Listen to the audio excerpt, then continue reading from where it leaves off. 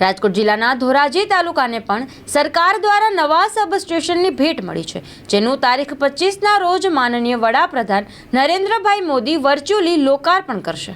મયુર સિંગાળા, ધોરાજી તાલુકા ભાજપ પ્રમુખ, આવતી 25 તારીખે માનનીય વડાપ્રધાન ગુજરાતની અંદર થયેલા વિકાસના કામોમાં અનેકવિધ વિકાસ કામોના લોકાર્પણ કરવા જઈ રહ્યા છે।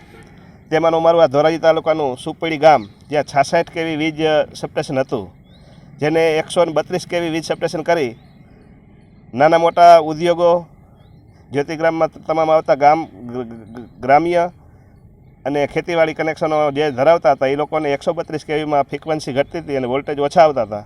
જે 132 kV સબસ્ટેશન ઊભું થયા પછી આજુબાજુના 10 ગામ, આજુબાજુના નાના મોટા ઉદ્યોગો જે બધાને વીજ પુરવઠો વ્યવસ્થિત અને પૂરા વોલ્ટેજ મળી રહે છે અને આવતી 25 તારીખે વડાપ્રધાન શ્રી એનું લોકાર્પણ કરે છે, જેથી આજુબાજુના ગામડા, ધોરાજી શહેર અને બધાને બહુ ખુશી વ્યક્ત કરીએ।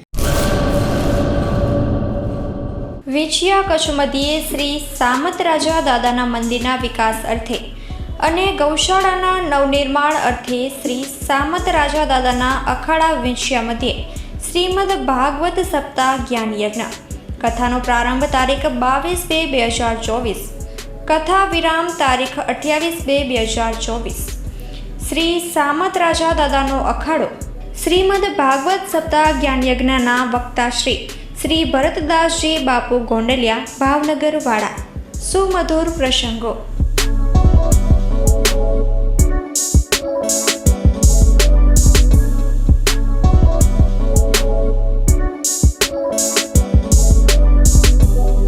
શ્રીમદ ભાગવત સપ્તાહ જ્ઞાન યજ્ઞ સમિતિ નથરકુઈ વ્યારા, વેચિયા સમસ્ત ગ્રામજનો, મૂળ વેચિયા, તાલુકો ભુજ, કચ્છ।